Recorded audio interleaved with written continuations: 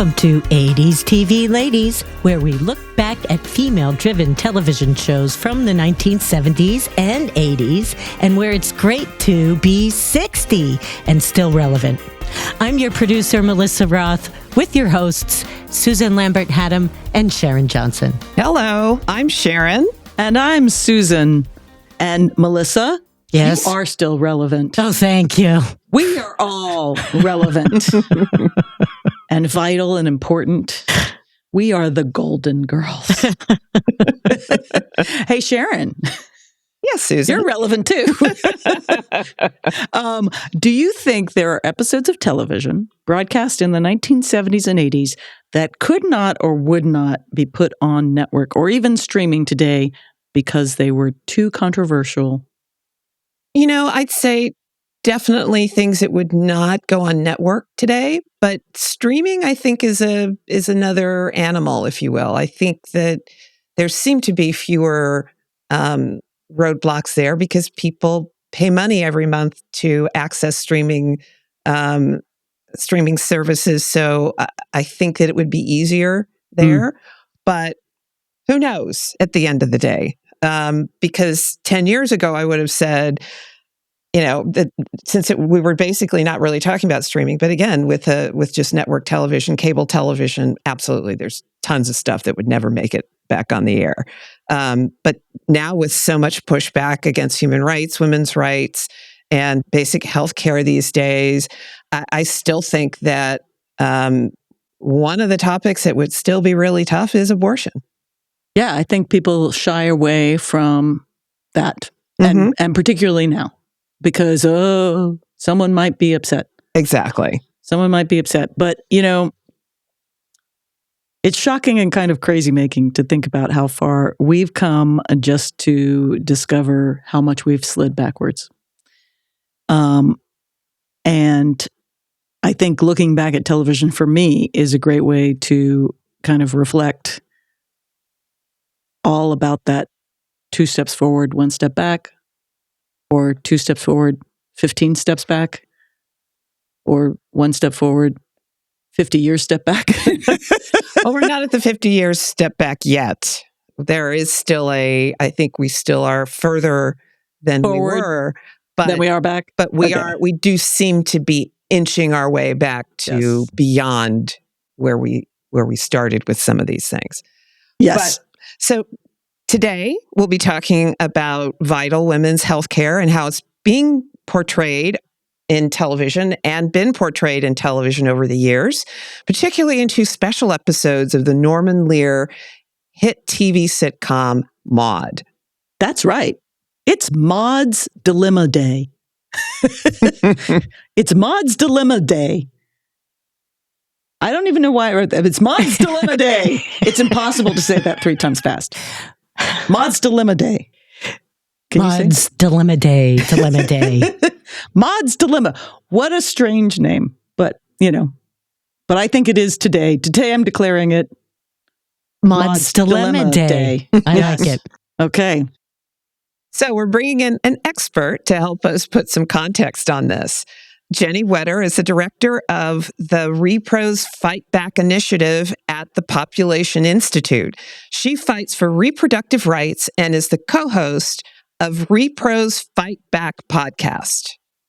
RePros Fight Back is a multi-award-winning deep dive podcast into reproductive health and justice around issues like abortion, birth control, sex education, women, and LGBTQ rights, and all around gender equality healthcare for everyone. Come on. Who would be against that? Gosh. I don't know. Nobody. Everybody wants to be in charge of their healthcare. Jennie is originally from Wisconsin and has lived in Washington, D.C. for over 20 years. We are so thrilled to welcome you to 80s TV Ladies, Ms. Jennie Wetter. Thank you so much for having me. Yeah, absolutely. I mean, I love getting to talk 80s TV. Oh, fantastic. Okay. First, I just want to know a little bit more about you. How did you start with your podcast? And you've been doing it since 2019? That's amazing. Yeah. So we started actually in 2017. Ooh. So it feels like it's been forever. I mean, again, working on sexual and reproductive health, it means like I've aged 1,000 years since then. But so I work for a nonprofit called the Population Institute. And during the first go round of the Trump administration, there were so many attacks happening when it came to sexual and reproductive health and rights that it was so hard for people to stay in touch and stay on top of what was happening. And something that, like, I don't know if you've worked for an organization that has a board. Sometimes they throw out ideas and they're like, this would be a great idea. And my boss came into my office and was like, so they think we should talk about this podcast thing. And I was like, I don't know about that. I don't think I want to do that. And after lots of pushing and pulling and really pushing me into it, he gave me the latitude to kind of figure out what it would look like if I were to do it. So we decided that we wanted to do a podcast where people could come and we would do like a deep dive onto what the issue of the day was, talk about what was happening and what was going on, and then not end there, right? Like not be doom and gloom and this is the terrible thing that the administration is doing, but always end each episode with what can you do? How can you get involved in this fight and how can you fight back? We started out bi-weekly, and now we are a weekly podcast, quickly approaching 300 episodes. So I could never have imagined that's where we would be now. I could not imagine 8 years later we would still be doing it. But as much as I got pushed into it, I love doing it. I love getting to talk about all these issues, and as exhausting and frustrating and heartbreaking as it is to work in this field, I'm really passionate about it. And I do have a lot of hope. And I know that's something a lot of people really kind of always ask about is like, how can you keep doing this? And like, I know we're going to win. I know we will get there. Do I think it's tomorrow? Probably not. But if I didn't have that hope or faith that we could get there, I couldn't do this work. Yeah, it's amazing work. It's needed work, and I love that the podcast is trying to find some joy and some actionable steps that people can take. And so that is, I appreciate that about your podcast a lot. It's informative, and it's also not like, oh my God, I want to kill myself. I have to say there was an 80s TV lady type tie-in when we were first thinking through what our theme song or whatever would be like at the beginning. All that kept going through my head was the episode of Golden Girls where they're going on a cruise and they're in the drugstore and are trying to get condoms, and Rose is like not catching on what they're talking about when Dorothy's like, hey, can you grab that? And Dorothy is finally like, condoms.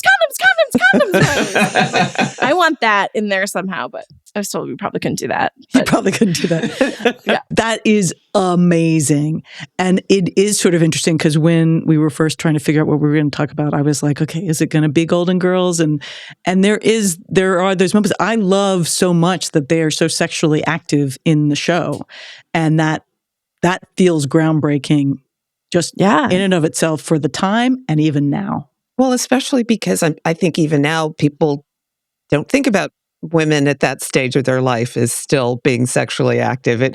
Then I'm sure there was a lot of pearl clutching, at least maybe initially, but yeah, it's life goes on, and I am. It's been interesting to realize that I'm older than they are in the show, right? So, but it's all good. It's all good. It's all good. I think they said like, and just like that, they're like the same age as the Golden Girls were when it started. Like that is wild to think about. It is wild to think about. And that's where you see a different time is, what people think of as old has shifted. Which is, good for me. It's working out. But it does make you think about, why other things haven't completely shifted more, right? Like, hey, we got that. Could we just have everything else that we used to have? So I'm kind of always curious why it's important to talk about abortion and reproductive rights, and what you think the podcast and talking about it does. I think, and this is something that actually will tie into the episode that we're going to talk about, is even just saying the word abortion is, it shouldn't be, but sometimes is like kind of groundbreaking. Like, so many people use euphemisms, or a woman has a right to choose, and not talking about abortion as healthcare, or abortion as a right in and of itself. Like, there's a lot of talking around the issue. And when you're silent like that, or like talking around something, it breeds stigma, right? It feels like there's secrecy, there's shame built into it. Like, I shouldn't talk about it. Like, whisper, whisper, whisper. It builds this sense of shame and stigma. And so it is so important that we talk about it. And so there are groups that do great work getting abortion stories out there. There's a great group called We Testify that really does a lot of work making sure that people's stories are told, and everybody's stories are told, right? So often the stories that get in the news, with so many other things, right? You'll see like an upper class white woman, right? Those were kind of the faces that were centered during like the Texas lawsuits and stuff. But that's not necessarily the face of abortion. It's a face of abortion. But it's so important that you see the breadth and depth of who needs access to this care, and that we're being smart and intentional in our language.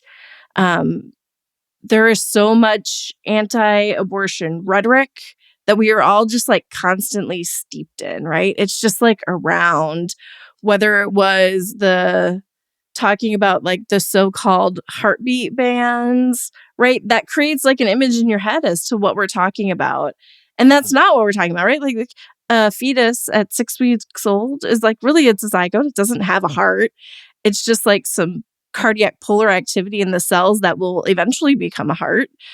But it gives you a different vision in your head of what we're talking about. So it's easier to create that shame and stigma around it.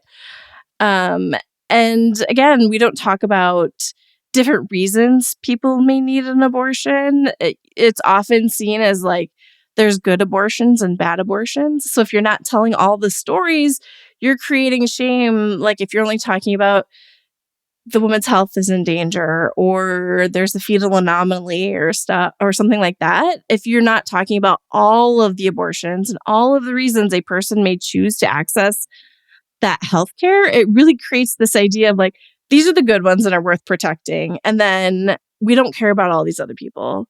And that's not true, right? We need to make sure that everybody has access to the care.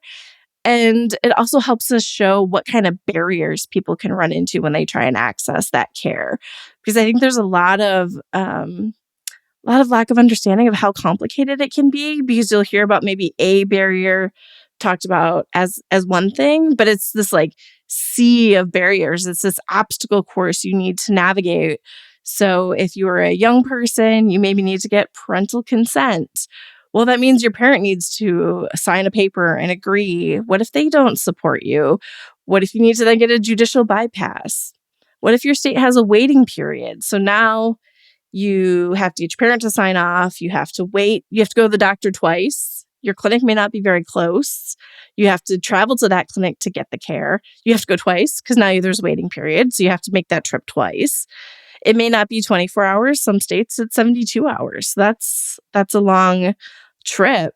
So if you're not talking about all of these things that people can run into, cost is another real concern. It's not cheap. It's often not covered by insurance. A lot of people who are getting abortions are living at the poverty level. I think it's, I lost that number. Where'd it go? 41% of people getting an abortion are below the poverty level, and an additional 30 are only up to 200% of the federal poverty level. So talking about the cost and being able to pay for an abortion is really important, especially if you're thinking you need to add on travel. You may need to fly now. If your state is far away from a state with access, you may need childcare. You may need a hotel. all of a sudden this like maybe $500 abortion procedure could be much more expensive because you're having to go and get it. So if people don't understand the complexities of what that looks like, it's really easy to kind of look past it and be like, okay, so it's banned in Texas, whatever. And like not understand all of the hoops that people are having to go to try and access care that is life-changing and life-saving healthcare. Yes. Yeah, the right has done a very good job over the last 50 years to change the words that we use about abortion, as they do about a lot of things. It's not just this. Yeah. They've been very, very good about that. And also to push whatever context they think will sell best. So that's why we have this myth about the late-term abortions, et cetera, that people are horrify a lot of people and not understanding what that is. And that's a very, that's not what we're talking about. As you said, we're talking about healthcare at the end of the day. We're talking about healthcare. That's what it is. Yeah. It's a procedure related to your health. It's healthcare.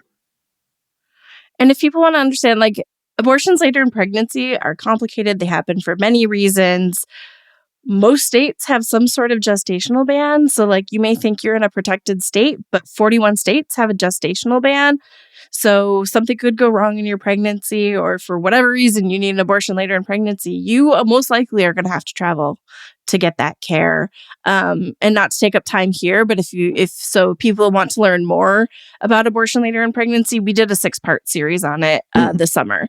So people could definitely go and check out to learn more, because I think that is one of those areas that there is still so much shame and stigma, even within people who are supportive of abortion. Like, there's still kind of that lack of understanding about why it's necessary and will always be necessary, and why gestational bans are harmful at any stage of the pregnancy. So I definitely recommend checking out that series to your audience for anybody who wants to learn more. Excellent. Cool. We'll add it to our audiography Great. with links for sure. And so I am curious how we're gonna jump off this and go into sort of how pop culture shaped you and what your relationship to television is, and what, if you have any favorite shows or fun memories from childhood and beyond growing up. So I was like thinking about this before, and I think there's like a couple that I really think of are interrelated. One, I grew up in a rural household, so I didn't have cable until later high school. We got like DirecTV. So I grew up with just like the 4 channels, right? So it was a little limited in some ways, but I had a really deep connection to Reading Rainbow when I was younger. I loved that show. It fostered my love of reading. Between that, and I don't know if y'all had this when you were young, the Book It program in school. Okay, so it was like this program through Pizza Hut that, like, if you read, I don't remember what it was, like 10 books, you got a free personal pan pizza. Nice. Yeah. So like the intersection of like those two things really fostered my love of reading, which has like stuck with me through all the years. And I'm sure there are other things that like have really influenced me, but like thinking back, the ones I remember the most clearly are a couple shows. The Golden Girls, Designing Women, both of which I have rewatched recently as they have come on streaming. I also really loved A Different World, which I have not rewatched in a very long time, and I feel like I need to go and watch that again. But I really love that show. We covered Different World and I'll have to go listen. And Designing Women. We had Linda Bloodworth-Thomason on as a guest, which was amazing. And for A Different World, we had Susan Fails-Hill, who was the showrunner of that show for most of its run, and she's also on And Just Like This. And then we also had on director Nima Barnett, who was fantastic. Like I'm really happy with our. We didn't get any of the cast, but we got a lot of everybody else, which was awesome. So. That's so awesome. It was one of those, I don't know, it just like hit at the right time for me as I was maybe starting to think about like after school and thinking of college and things like that. I mean, I was still pretty young, but like starting to think of that. So that was like really fun. And yeah, Designing Women really stuck out with me. and like rewatching it, I was really amazed at how well a lot of it stood up and really stood the test of time. Again, I was watching this like in the first Trump administration, so it was kind of shocking the number of times his name came up. Like, and it was just like took me out. Like all of a sudden, it was like I know, it's pretty shocking sometimes. You're like, wow, okay, just like unprepared context. Yes. If you do have the opportunity to go back and listen to those episodes, do let us know what you think. We'd love to know what you think about our episodes of in covering those shows. So I clearly didn't go back far enough, so I will have to go check them out. That's right. We don't have 300 episodes or almost 300 episodes, but we do have a lot. We're coming up on 100 episodes, so that's so amazing. It feels like, wow, something that I was like, okay, Sharon, we're going to do 16 because I hear that most podcasts are done by 12. And so I want to do 16. No, I feel you. 100 is huge. Like I remember when we got to 100 and just, I never thought we would get there. Never imagined it would go on that long. So I feel you. Yeah. It's still fun. It's great. And we, have had some of the most interesting conversations of my life with everybody. And met, if you will, most of our guests have been through Zoom, but still I feel like we've met them and had the chance to talk to some amazing women, some men as well. We do have men on our show as well, but I think one of the true joys for us has been the opportunity to talk with women who were making television in the 80s, many of whom are still doing it, that names we didn't necessarily know. So it's been a joy. So, anyway. All right. And then there's Maude. Yes. Yes. All right. So a little context for us around listeners about these two particular episodes that we're going to focus on today. Maude was a spinoff of All in the Family, and it started in 1972. Now, these episodes, entitled Maude's Dilemma, Part 1 and Part 2, aired in Season 1, Episodes 9 and 10, and we're going to talk about that. That was shocking. I didn't realize it was Season 1. I know. I was totally shocked. November 14th and then November 21st, 1972. November 21st being my birthday. So I'm sure it was done for my 5th birthday. I don't know. I have to do some math. Anyway, but so that was all very exciting to kind of realize that it was Season 1. Yeah, absolutely. It's such a great show and such great episodes. So Part 1 was written by Susan Harris. You recognize that name from Golden Girls. Yes. This was when she was just a writer. Yeah. I was like, oh, she was running the show. I was like, oh, no, she just wrote on the show. Anyway, it was written by Susan Harris, Austin Kalish, and Frank Tarloff. Directed by Bill Hoban and starring Maude herself, B. Arthur. And Bill Macy as her husband, Walter, Conrad Bain as Arthur, Rue McClanahan as Vivian, and Adrienne Barbeau as Maude's adult daughter, Carol. So in the first episode, Maude discovers that she is pregnant at 47. She has to figure out how to tell the news to her husband, Walter, and she obsesses over her dilemma as she plays cards with her neighbors, Arthur and Vivian. And everyone is shocked and trying to figure out what Maude should do. And Part 1 ends with her telling Walter and him saying he will support whatever Maude wants to do. And no matter what happens, he's going to get a vasectomy so they don't have to go through this again. So before we get to Part 2, let's talk about this episode that, as was previously mentioned, originally aired November 14th, 1972. And it aired without a lot of fanfare on its first run. No, it just was one of the episodes in Season 1. Yeah. I think the other thing to point out is really important about this is you talked about it came out in mid-November 1972, which means it came out before Roe v. Wade. Roe v. Wade was decided in January of 1973. So it was almost exactly 2 months before Roe. So it was really important to talk about abortion access. They were based in New York. It was legal in New York. But Roe really changed the national landscape. Absolutely. And that was them saying many times in this episode that it's legal now, and saying it as if it's sort of, well, that makes it, you got to go. You got to go take care of this. But Carol says it, Walter says it.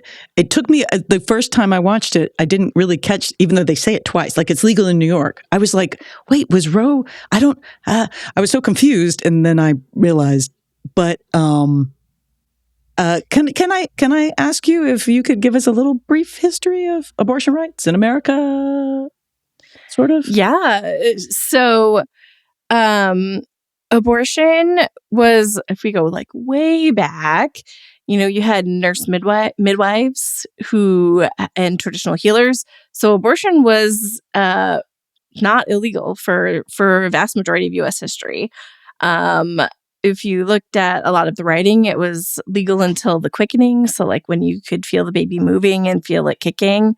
And when you started to get more medical doctors, more men involved in medicine, they wanted to wrest that power away from the midwives, right? Who were providing abortion services, often were, women themselves, were women themselves and taking care of other women. And so that's when you started to see kind of these attacks on abortions kind of starting. And you had this hodgepodge, kind of like we're back at now a little bit, where it was like state by state, it was restricted or illegal at different points in pregnancy, completely banned. I will note one really important thing to talk about as we were talking about how right now looks like then. There's one huge difference, and that is there are safe options right now for getting abortion outside of the medical context. You can get abortion pills online. And so it may be illegal, but it would be medically safe. You can talk about legal risk, and everybody has to weigh that risk differently.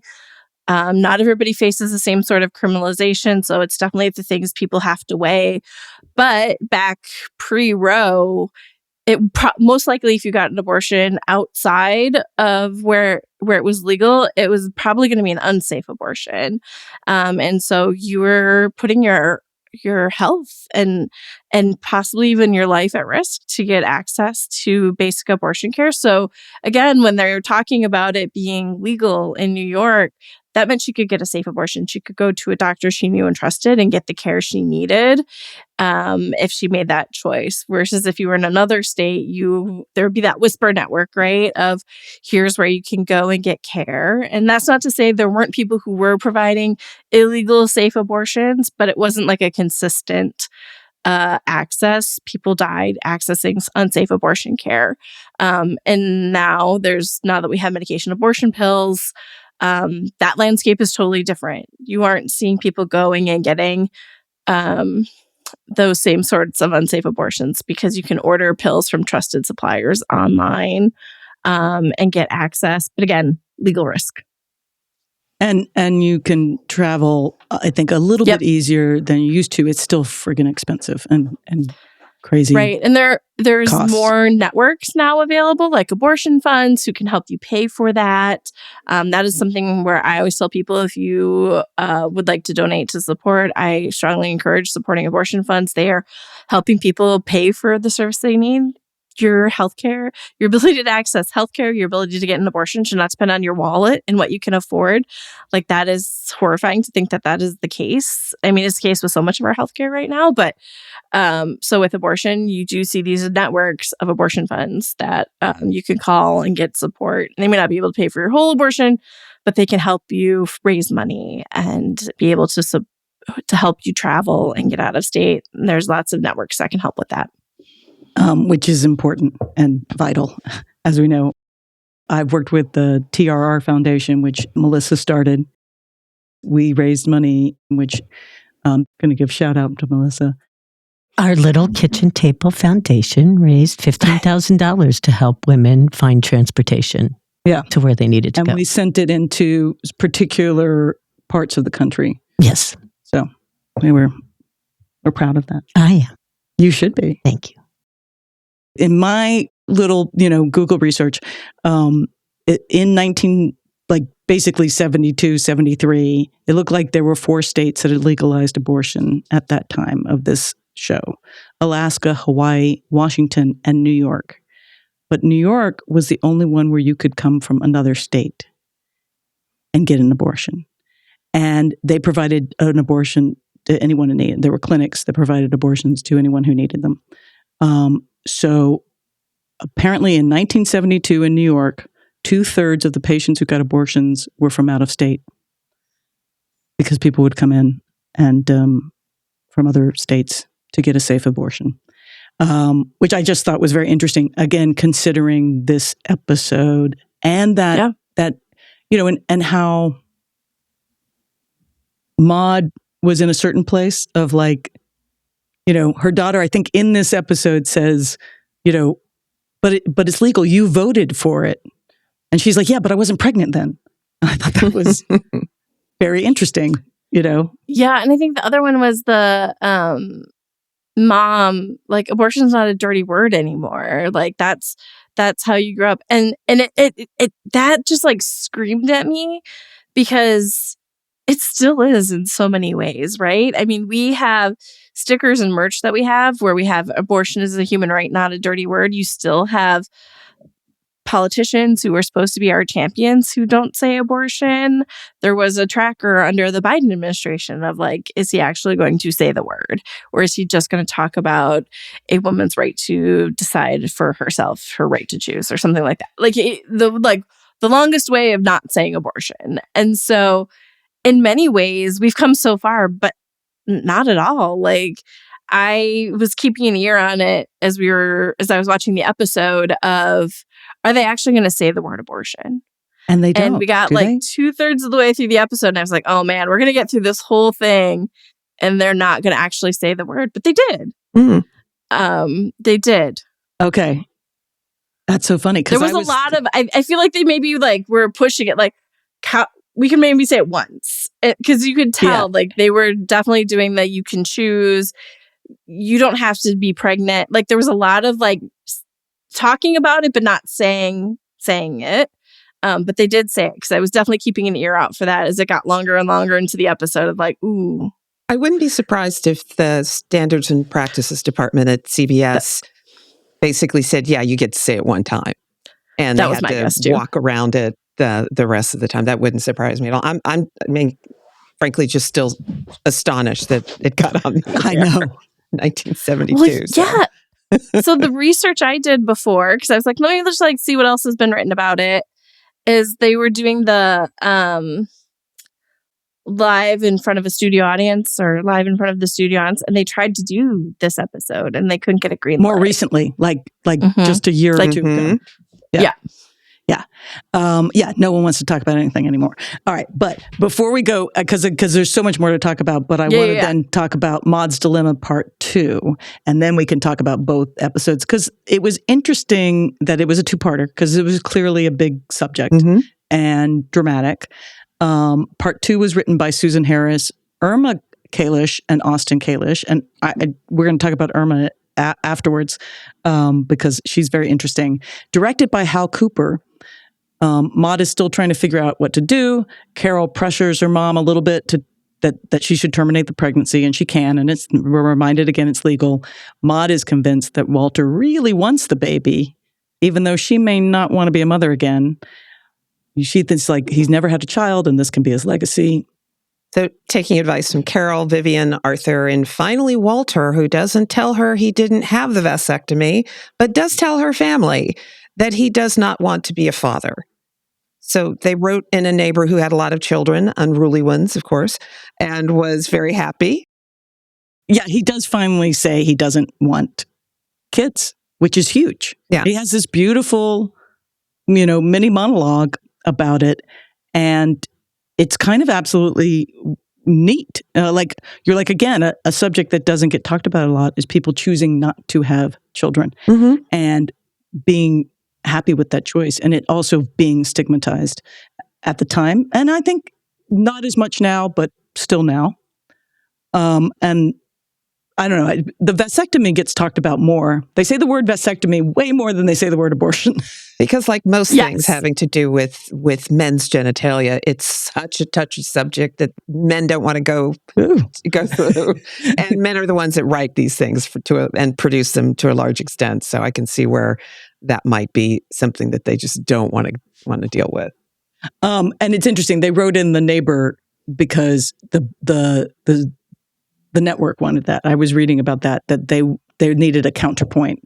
So there's a neighbor who's, around the same age as Maude, and she's got 3 or 4 kids, and she's pregnant, and she's excited to have another one. And then they make it funny because Maude is trying to yell at the kids who are unruly in the car and biting the dog or each other, and So, but what was interesting about this was that as much there was a lot of discussion in both episodes about abortion with her friends, her daughter, her husband, but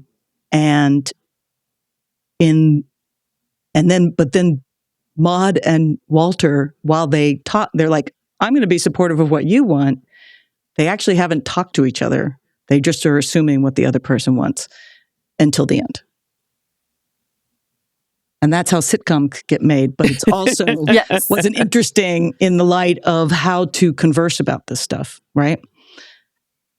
You know who wasn't part of that conversation?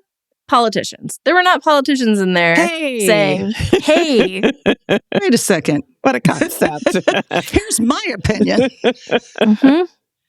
They didn't walk down the street talking to all the neighbors and saying, well, what should Maude do? Or go to the mayor. What should Maude do? Whatever. Well, here's what we tell you have to do. Right. And I thought that was very interesting. And in the research that I did, it turns out it didn't start out as an abortion episode.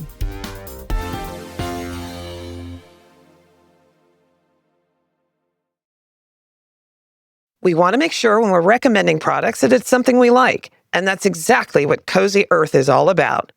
They've been on Oprah's favorite things list for years.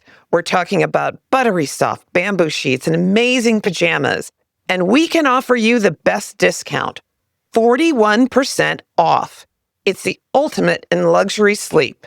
Go to 80s TV Ladies, my deals link in the show notes to see all our ATL deals. Use promo code 80s TV Ladies. That's 80S TV LADIES. It didn't start out as an abortion episode. It started out as a vasectomy episode. So one of the producers, Rod Parker, has said in an old interview and a recent interview that there was a group called Zero Population Growth that announced they were going to give a $10,000 prize for comedies that had something to do with controlling population. And so everybody was coming up with pitches for the show for vasectomies. And in the first draft, it was supposed to be Vivian who had gotten pregnant, leading into a discussion between Maude and Walter about him getting a vasectomy.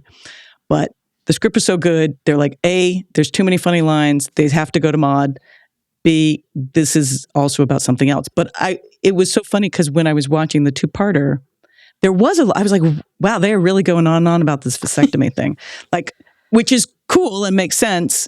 But it also felt a little bit like a different conversation because yeah, it was like, are we really going to have that? Is that really an emergency right now, Walter? Like, do you need to go take care of that this week after the golf game? I could also hear the population part that snuck in with something Carol said, where she talked about, now I can't remember exactly how it was phrased, but something about like, if, now that people can decide to have abortions, like, you can decide how many kids you want and we won't all be living like sardines or something like that. Like, and I was like, oh, I hear that population note in this episode. Yeah, it's pretty interesting because you're like, wait, so no one's given a $10,000 prize to talk about abortion, but vasectomies are cool. But it was right about this time. There's also, I've discovered in my research, that the sort of the easier no aspiration vasectomy was sort of invented. Oh, okay. It was like literally 1970 or late 60s in China. They're like, oh, here's a way you can do it where you just, kind of go in and no scalpel vasectomy is what they called it.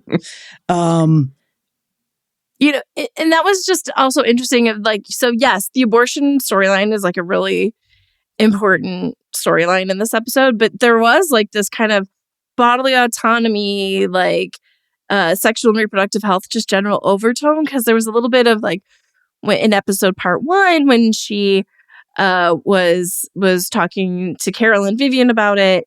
They were asking her, well, aren't you on birth control? And she says, well, it gave me migraines, so I quit using it.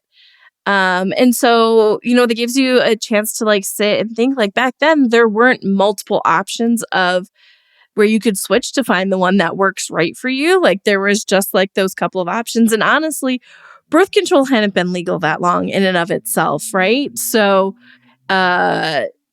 it was in Griswold v. Connecticut, it was approved for married people in the 60s, but it wasn't until 72 that it was expanded to non-married people.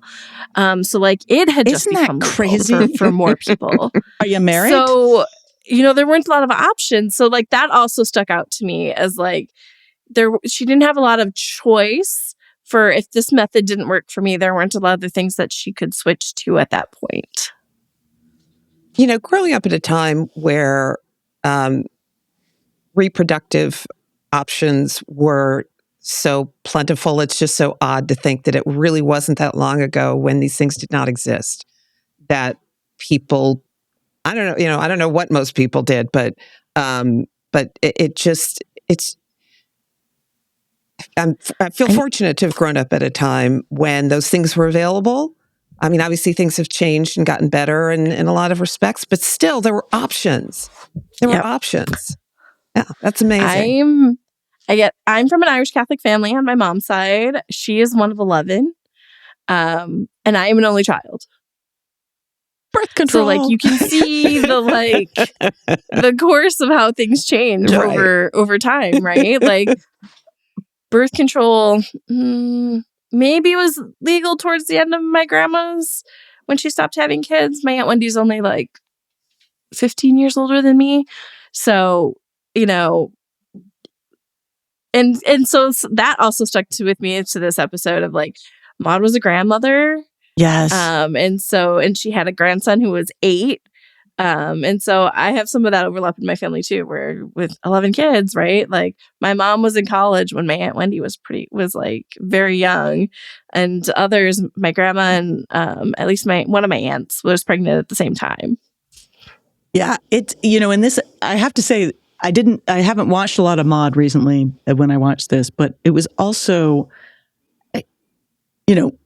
really sharp and funny. Like you're like, and they were touching on so many things because she does have a daughter in the home. Like the daughter's living with her. So the grandson is living with her. They have little kids in the home, but she's also done, right? Like she's also like, I don't want to be a mother again. And it was really super interesting episode. It was the first primetime television show to talk openly about abortion. And I thought that was pretty fascinating. The only other reference that I found to before that was, and I couldn't find, you can't really find a lot of 60s soap operas episodes. But in 1964, the soap opera Another World had a storyline in I think their first season, where a character became pregnant and is convinced by her bad boyfriend to get an illegal abortion. But she wasn't one of the main characters. And it sort of, again, was sort of, it was a bad boy, it was scary. It was played for scary. But I thought that was interesting, and they seem to really have backed into the abortion part of it, which is so cool.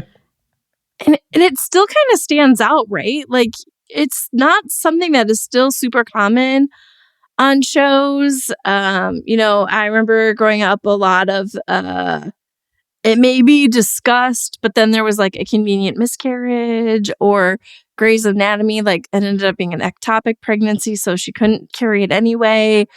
Like there was a lot of people not getting the abortions. You're seeing more now, and you're seeing a broader array of like what typical abortions look like, but still not quite matching the reality. Abortion on Screen always does a great job tracking all of that, and has a great like here's what was in this season and why it was good or bad. We Testify, that I mentioned earlier, has the Miffy Awards, that awards shows that do the best. So do they get a $10,000 prize? I don't know. We're not handing out money like that anymore. No. I did find it interesting in Grey's Anatomy that a couple of seasons later that the character of Christina did eventually have an abortion. And even though her husband disagreed, he went with her when she had the procedure. But I also found it interesting that they... listen, I'm very much pro-choice, but come on, she's a doctor. She's already had one unplanned pregnancy that she didn't want. Why is this happening to her again as a person? Because it's a soap opera. Exactly. But well, I mean, no method of birth control is 100%. So, like, abortions happen. I mean, unintended pregnancies happen. Sure. So, as someone who, throughout the entirety of my adult life, knew that I did not want to have children. Probably shouldn't say. Anyway. I remember when I was about 25, went to see my gynecologist. I always had very, very difficult cramps, painful. I'm like, I don't want to do this anymore. Why can't I have a hysterectomy? To which she was horrified to hear. Well, you may change your mind. I'm not going to change my mind. Why can't I do this? I want to do this. It's really hard to convince. Even now. I would imagine it's probably even worse now in some ways because, but I knew that was something for me that was not a choice that I would make. I don't begrudge anybody else who wants to do it. God bless them. Good for them. Especially the ones that do it well. Need more of those people that do it well. Susan and Rich doing a great job. But thanks. But yeah, it. I guess because of my experience, I'm thinking, but you're a doctor. You could have just, had this taken care of if it was really that important to you. But again, you're right. It's about the story. And they did give them an opportunity to tell a story where her husband, despite disagreeing with her, supported her. Absolutely supported her. It's your choice. Whatever you want to do. Ultimately, this is what I want. But whatever you want to do, I will support you. A lot of writing in modern television tries to be more thoughtful about it. If you're going to do that storyline, you are also giving multiple points of view and hopefully a little more insight into what's going on. Although I would put the Maude episode up against a lot of things now. Yeah. It did a really good job. Yeah. And as we were like being shocked as we were saying it, season 1, episode 9, they're not even halfway through their first season. Now, this is, of course, a spinoff of All in the Family. Maude was a spinoff of All in the Family. So and it's Norman Lear. So there's lots of reasons for there to be that kind of sort of honesty mixed with humor, upfront, whatever, kind of in your faceness of the time for television. But I just sort of, what was interesting is there wasn't a lot of pushback in the first airing of this because it was November 1972 and it was legal in New York and it was Maude. However, apparently when it re-aired in the summer after Roe v. Wade became law, like somewhere between 30 and 40 affiliate stations didn't show it. And there were huge protests by anti-abortion viewers, and they got a lot of letters. But it had 65 million viewers, the rerun. 65 million. I mean, you can't get 65 million people watching the Super Bowl. Right. Not Americans. Oh man, I assumed that was the original airing the 65 million was for, not the rerun. No, Wow. The rerun was that much because as many people that were, offended by it. The Roe v. Wade, I think, had put abortion back in the news, had put abortion and launched the backlash to that legality, and I think it gave attention to that show in a way that didn't have it before Roe v. Wade was passed. It makes sense in a lot of ways. It was a popular show. Yeah, it was a popular show. The only way to watch things, again, was via reruns. If you missed it the first time, clearly a lot of people heard about it that missed it the first time. So when the rerun happened, they were going to watch it. So that actually does make a lot of sense that so many people watch the rerun. I'm actually just surprised that they reran it because they didn't repeat everything over the summer.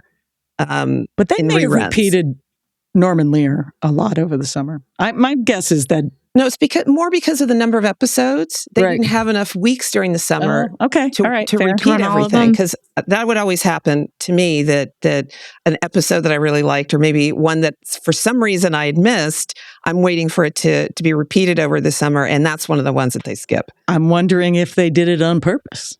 Oh, I'm sure. Because they knew they would get backlash, but they would also get a lot of viewers. Exactly. That's very interesting. I also want to point out, because this was very interesting, not just on an 80s TV ladies level, that this is literally the first episode Rue McClanahan shows up as Vivian. This is the first Vivian episode. We haven't seen her before. She doesn't even really get a great introduction. She's just in the room with Maude and then shows up and they're going to play cards. She would go on to become a regular and do a total 115 episodes out of the 141 episodes. But I didn't, until we were looking at this, I just assumed she was on the show from the beginning. It is episode 9, but it was sort of interesting. And there are different directors for part 1 and part 2, which I thought was interesting. Mm-hmm. Yeah. Now, part of that is I think they were, settling on a director, because there are 3 directors in season 1. And then Hal Cooper, who directed part 2, it was his first episode of Maude. And then he basically goes on to direct almost all the rest of the Maudes. So, and Bill Holden directs like 9 of the first 13, but doesn't go on after that season at all. It becomes Hal Cooper for the rest of the show, for the most part. So I thought that was just an interesting, from a making television point of view, that this big episode, which feels like it almost picks up where it left off, seamless. This big 2-parter was directed by 2 different directors, and I have to say, Rue McClanahan, I didn't immediately recognize her. She had so much hair and so much gray hair. It took like a little bit into that scene. Like I knew she was supposed to be there, but like she was not immediately recognizable. And so I also read about that. And this one I haven't had a chance to make sure. So it was just in one article and I found it. She was not a recurring character. She was brought on basically for, 1 or 2 episodes, I think, for this part. And they were thinking of making her recurring, but this was a guest star role. And they wanted her to be the same age as Maude. They aged her up in this episode. I thought they both looked older than they do on Golden Girls. Yeah. Yeah. And when they, when they brought her on as a regular, she actually gets a little younger looking. She was like, I'm not doing all that makeup. We're going to... Okay. So I think she actually gets younger looking in the show and gets to be more looking her age, because she was not that old at this time. Yeah. So it is. I also was like, well, she looks so severe, and she's just a slightly different character. But and then there's all this backstory to all these characters that I don't remember. Like, you have no context for these 2 characters at all, and they go on to be a big part of the show. Like she's apparently divorced at this point, but either dating or about to date Arthur, and then it was his own little soap opera, the Maude. And so then they go on to get married, and anyway, I thought that was just fascinating. I'm like, oh my God, this is like Rue McClanahan's first episode, and she's just there. She's just like, oh, I'm here, and then let's talk about abortion. She just like walks in. she's like the Kramer. Also, just made me realize how little Maude I have seen. Like, I feel like I've seen just a handful of episodes before I saw these two again this morning. I remember watching it as a kid, and I would have been very young for it. And I'm sure if my mom had seen it on, she'd be like, turn that off. But we were my dad was in the Air Force, and we were stationed in Japan in 1972 when the show first aired. I'm sure when we came back to the States in 74, I probably started watching it. I don't remember. I must have caught this episode in reruns, because I do remember watching it at some point before this. But yeah, I don't. It's also interesting that it would have been in part of reruns. You might have thought I know that it got a lot of ratings, but I'm sure there was enough people who probably weren't happy about it that CBS might have pulled it. Yeah. I mean, you never know with these things, but maybe back then they're like, yeah, just throw it in there. We don't care. Just put it in there. It's more money for us. Just put it in there. More ads. Maude, I didn't watch a lot of, or very closely, because again, they felt old to me. Those were old people and old people problems and things. And it felt very, it was later that I ended up watching a lot of All in the Family. I probably watched more All in the Family. I think it got syndicated later, because I remember watching All in the Family, and I wasn't born until 80. So I definitely saw it in syndication. For some reason, I always for a long time had this impression that shows didn't get syndicated until after they stopped airing on the network. I don't think that was true, but that was the impression that I had.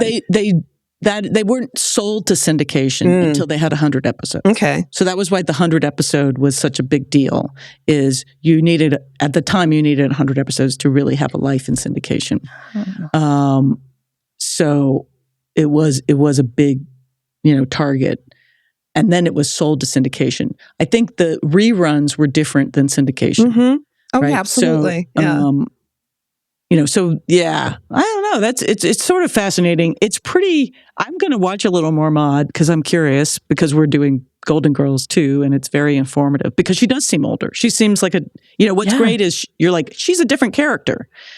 It's just like the hair and the styling as well, like at different eras, right? Mm-hmm. Like 70s versus 80s, but I think it was just like the way she was styled, and like she has some of that similar styling in Golden Girls, but she just felt a little more dowdy, and like her hair was just, I don't know, they both just felt older than they appear in Golden Girls. Well, it was such an interesting thing when you think of the spinoffs of All in the Family and the number of them, but also you're like, okay, so we're taking Maude and now she's going to have her own show, who was basically a foil for, Archie. I don't know. It was interesting how things got made in the 70s. Well, speaking of which, I think most of the spinoffs were people who were foils for Archie. Yes. So they went off, and then they went off and got their own show. That was the thing. You're like, I want to come in and tell Archie a thing or two. Exactly. So I could get my own show. Put him in his place. I do want to note on Irma Kalish, who was married to Arthur Kalish, but was a prolific and pioneering writer and producer of television with her husband and writing partner, Austin Kalish. They started on Dean Martin, Jerry Lewis radio show, but wrote for Family Affair, F Troop, All in the Family, Maude.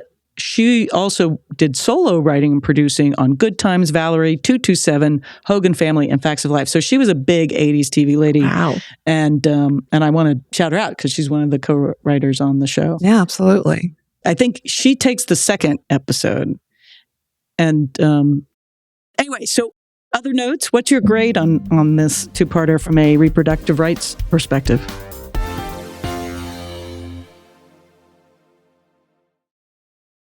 Between horseback riding and grinding it out Monday through Friday, I really need some good gloves. If you are tired of stiff, uncomfortable gloves, you need Bare Knuckles. That's BEAR, Knuckles. Their patented leather gloves are pre-curved for ultimate comfort. They fit your hand perfectly, reducing fatigue. They have super awesome, strong, and flexible gloves for all heavy-duty occasions, gardening, outdoor work, and even welding. My kids love their welding gloves.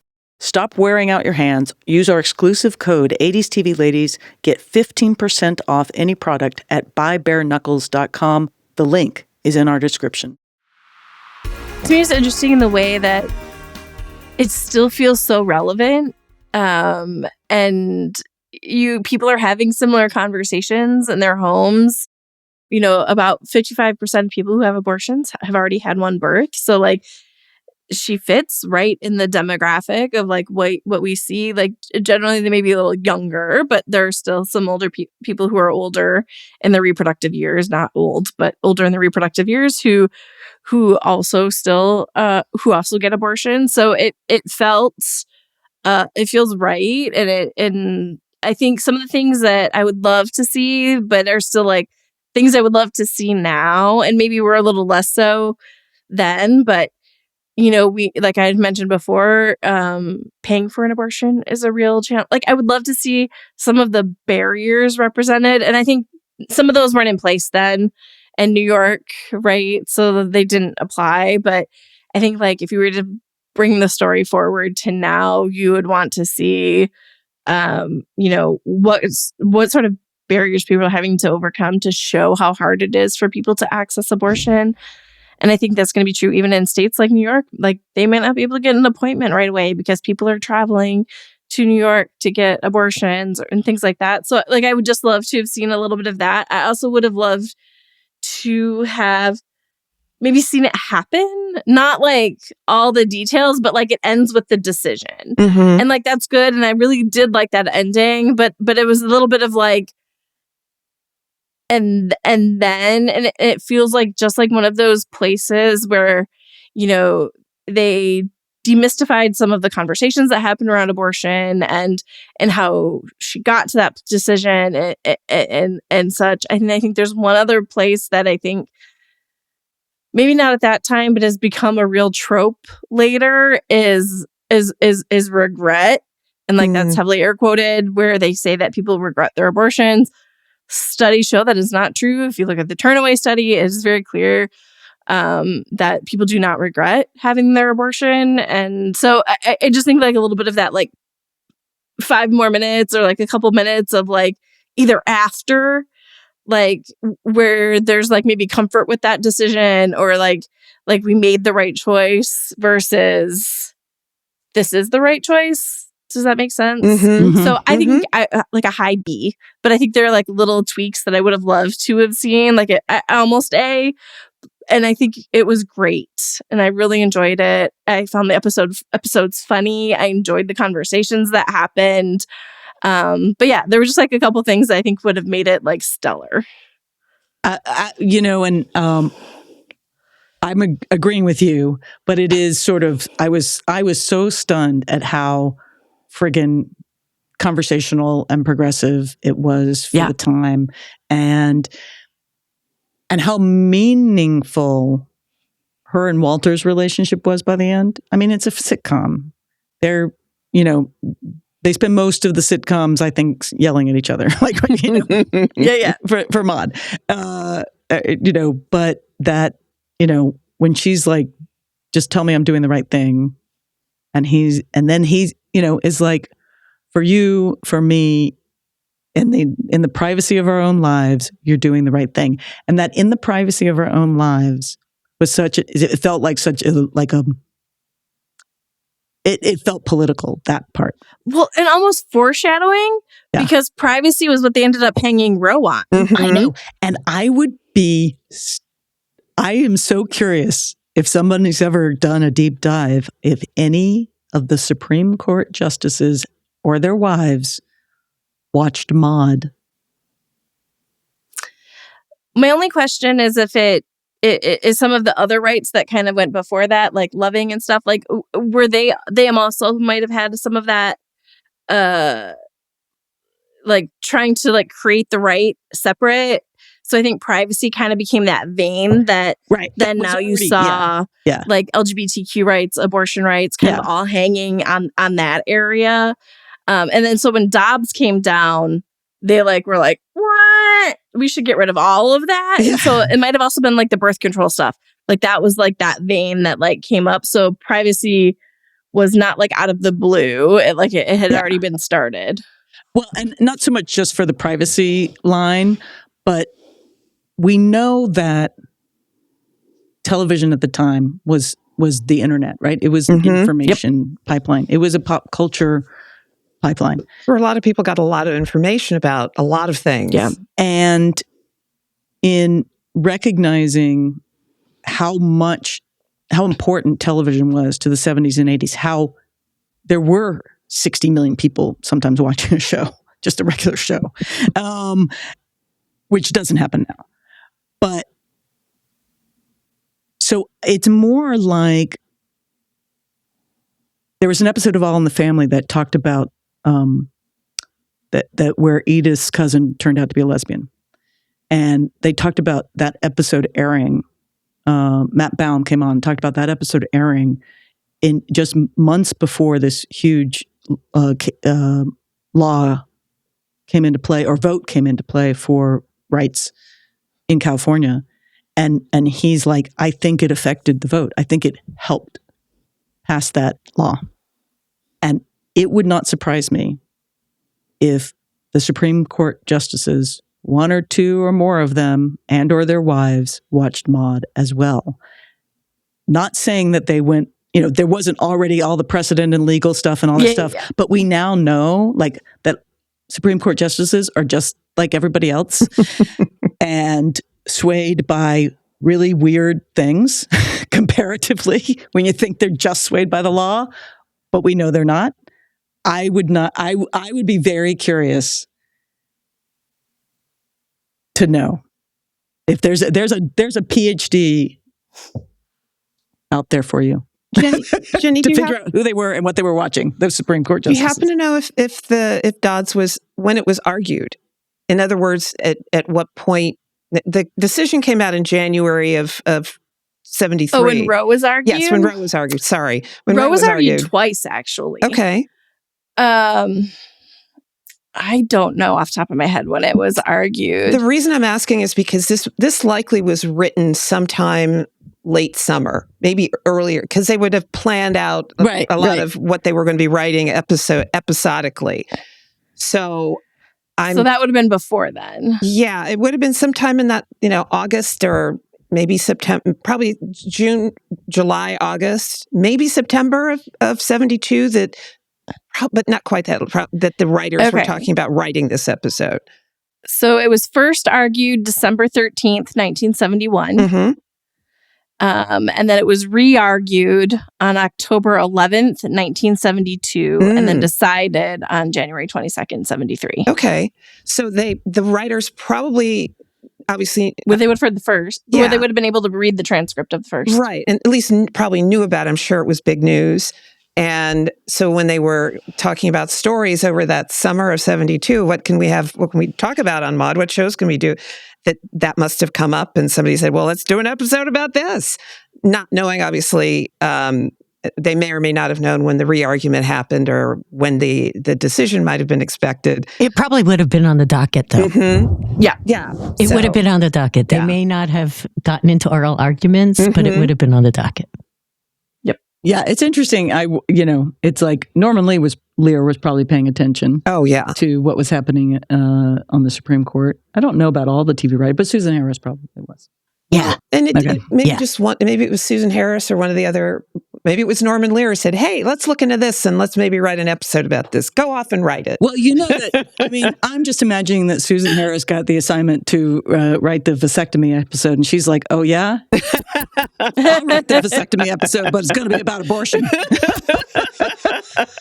We have to talk about both. Anyway, so in your mind, is there some pop culture that we talked about Grey's Anatomy, but what have you seen other things? Like, are there other shows that you think of and go, oh, they got it right, or they did some damage, or what? I mean, the ones that like stick out the most in my mind is obviously like Dirty Dancing.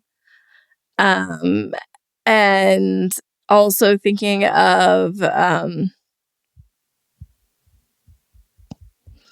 had the other one that just went out of my head. Revolutionary Road. I never saw that. Yeah. So both, I'm pretty sure, illegal abortions. I mean, for sure in Dirty Dancing. Yeah. 99% sure in Revolutionary Road, also illegal. And in Revolutionary Road, she dies. And so, yes, that happened. And yes, people died. But like, it's the like continuing to scare people about abortion being unsafe. That is very much an anti-talking point, is that abortion is unsafe. And so a lot of like paternalistic we must protect the women and keep them safe. The waiting period, they don't know their minds. They need to like sit and think about it for a little while. So I always like, those always give me a little bit of the ick of like, so unhelpful. So unhelpful. Yeah. I think, you're starting to see better stories of what people encounter. I'm also thinking of sex education, when they go to the clinic and there's protesters and like talking to the protester. Like that is also, I think, helpful so that people know what they may encounter when they go to a clinic. Clinic violence still happens. You still have protesters outside of clinics harassing people, trying to access care. This is a little bit of why they're fighting so hard against abortion pills. If you can have pills mailed to you, they can't shame you in person for going and accessing an abortion or threaten you or try and convince you to not get one. If it's just your local pharmacist you're going to pick up pills for, if they're mailed to you, they don't have that same sort of place where they can shame and control you. And so I also think we're still waiting to see, you're starting to see a little bit of medication abortion make it into stories, but I think there's a little bit that hasn't quite made it as far. Abortion on Screen, I think they said there were like 2 shows last year that had medication abortion storylines in them. So it's still like working its way in. But yeah, they have an annual report that comes out every year, Abortion on Screen. And always great to see like how it's being represented, and where people are getting it right and where they're getting it wrong. Just my feeling from most of the television that I've watched is that most of the time when a woman character on a show gets pregnant and there's a dilemma about whether or not she's going to have an abortion, it seems that more often than not, what they would do is, she would have a miscarriage. Just, and there goes the problem. False positive. Yes, exactly. Yeah, one of those 2 things, but they would never go they wouldn't go that next step. Interestingly enough, in Mad Men, I distinctly remember one of the episodes where the character Joan, I don't know if either of you watched that show all the way through, but she set in the early 60s, and she goes to her gynecologist, who, by the way, is smoking in the exam room, but that's another story. And they start talking about, not directly, but kind of indirectly, because they've had this conversation before. It's not like they're trying to explain it to the audience, but you get what's happening is that he's asking her about, or mention something that basically infers that she's had at least one abortion because of the way that he phrases it. So, and it's clear that he was the person that must have done it because he knows about it, and it was no big deal. Yeah, it's just okay. Is everything okay? Sure, all right. I'm actually thinking of Plan B, the film. Do you know that film, 2021? I haven't seen it. The other one I was thinking of that I haven't seen, and this is totally on me because I should have seen it, is Obvious Child. is another one seen that. It's Jenny Slate and has supposedly done a really good job of depicting abortion. I just haven't seen it. Yeah. There's also another like work thing. Oh, sure. Oh, I totally understand. All right. Well, speaking of that, speaking of real life and your real life work, what can people do to support reproductive and abortion rights in the U.S. and worldwide? So I always say a couple things. One, if you have the ability to donate right now, if you could donate to an abortion fund. They saw a huge increase in support with the Dobbs decision. There hasn't been that same continued level of support because, there was a lot of rage donating. And if abortion isn't always in the headlines, people aren't necessarily then donating to abortion funds. So I find it really important. And my other big thing I always like to talk about in conjunction with that is if you could become a monthly donor, that is so amazing. That does not mean you need to give big amounts. You could give a couple dollars a month, but that means as they're budgeting the year and knowing how much they have to give to support patients every month to access care, they know they're getting that $2, $5, whatever. So I try to do monthly donations to a couple abortion funds. And then I also try to give randomly when I can. The other thing I think is really important is there is this huge atmosphere of mis and disinformation right now around not just abortion, but around birth control. You're seeing so much disinformation on social media around birth control. If you can make yourself a resource, a trusted resource to help your community around you, that is so important. That does not mean you need to know all the things. I do not think you need to know all the things, but if you have a friend who's considering getting an abortion and doesn't know where to go, if you know that you can send them to I Need an A or Abortion Finder, it will help them find the nearest clinic, tell them how much it will cost, show them any restrictions they may run across, things like that. If they're looking to get pills mailed to them, they know that you can send them to Plan C Pills. That will give them a list of places where they can order them safely online from trusted sources. If they're worried about criminalization, you can go to If, When, How. We have a page of resources. I will make sure to share that with Susan and Sharon so that they have it. There are just a lot of things so you don't need to know all the information, but if you know where to send people with trusted information, that makes you a really invaluable resource. So that is the other thing I like to tell people to do. And also, I would be a terrible podcaster if I did not say, check out the RePros Fight Back podcast. We talk about what is happening around sexual reproductive health and rights. We dig deep on a given topic each week and then talk about how you can get involved to fight back. I love that. And where can they find RePros Fight Back? We are wherever you get your favorite podcasts, on all the various podcast platforms, or you can find us at ReProsFightBack.com. And we're on all the various social medias at RePros Fight Back, although we are on Instagram at ReProsFB, but everywhere else, RePros Fight Back. Cool. And we will have links in our description. I found this quote on Reddit, posted a year ago in a forum about Maude, talking about Maude's dilemma. Abortion was a huge issue all over the U.S. Our local affiliate in Central Illinois refused to run that episode of Maude, so our local Unitarian church agreed to show it. I remember the audience was packed and the episode was extremely well written. The only place abortion was legal in the early 70s was New York. Thousands of American women traveled to New York for abortions. I was one. I remember when my flight arrived at LaGuardia. All arriving passengers were greeted by people with signs identifying the clinic they represented. The clinics provided rides from the airport to the clinic, and afterwards they drove us back to the airport. I noticed there were several women on my flight who were there for the same reason I was. And there were equally as many on other flights arriving from all over the U.S. This was the status quo all day, every day. Also of note, locally, a church provided an outreach service helping women arrange all of this. Very different times. I'm 76 now and cannot believe that a huge swath of this country want very much for us to do a speed run back to the 1600s. Racism and misogyny are rearing their ugly heads. It's like all the freedoms we fought for over the past 50 years are going to be flushed down the toilet. Oh.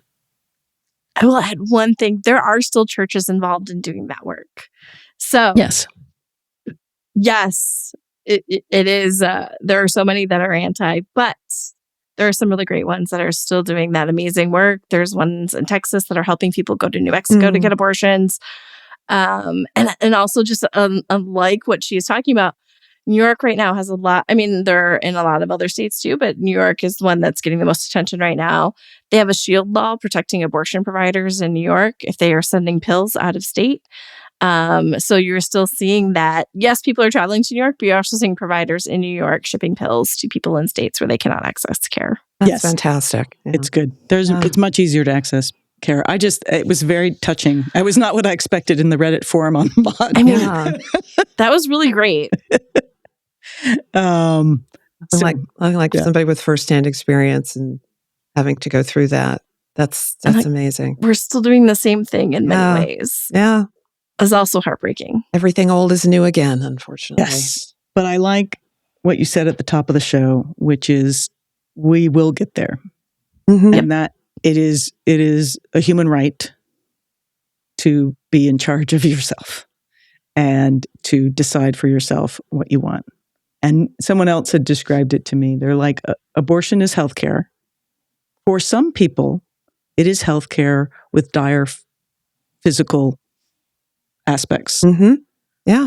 There are women that have, been recorded as having died because they couldn't get care, right? Because it was considered an abortion. There's a lot of chicken being played in a lot of states right now. Is like, are you close enough to death for us to give you that abortion? Right. Which is insane. And they're playing chicken. Yeah. Yeah. And it's insane. So for some people, abortion is an important medical decision. For others, it's an important moral decision. But for other people, it's not either one of those things. It doesn't have to be either one of those things for you to have a decision about abortion for yourself. It's healthcare. There are no good abortions. There are no bad abortions. There's just the abortion you get. Right. And at the end of the day, it's something that every individual woman should be able to decide for herself what and how she wants to do it, if she wants to do it. It shouldn't be up to anybody else other than her. And it's all tied to all the rights for everyone. Mm-hmm. Like, that's what's so crazy is like, this is tied to making choices for your own self. It is. I mean, I'll just go ahead and say it's bodily autonomy, right? Yeah. Mm-hmm. So we've had this whole conversation around abortion. We could have just as easily had this whole conversation around transgender healthcare. Mm-hmm. It's Absolutely. the same people fighting against it, using the exact same fights they have used to fight against abortion. So we're all in this together. So I guess that's the one other thing I would add is like,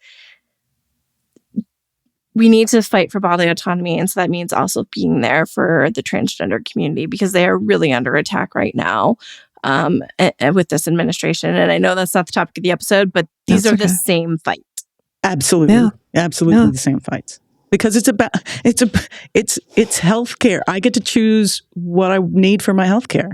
And it's freedom, which and is everyone should be able to choose that. Yeah. It's nobody's business. Exactly. It should be healthcare available that you need.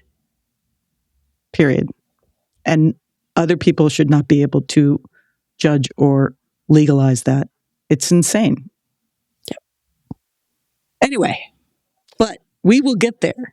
That's what I'm going to say. Thank you so very much. This has been super fun. Thank you for having me. It's been delightful. So I really appreciate that we connected and got you on the show. Yeah, and thanks so much for all the work you have done and continue to do in this area. Thank you for this great podcast. I really enjoy it. Oh, I'm so glad. We're so glad to hear that. Thank you.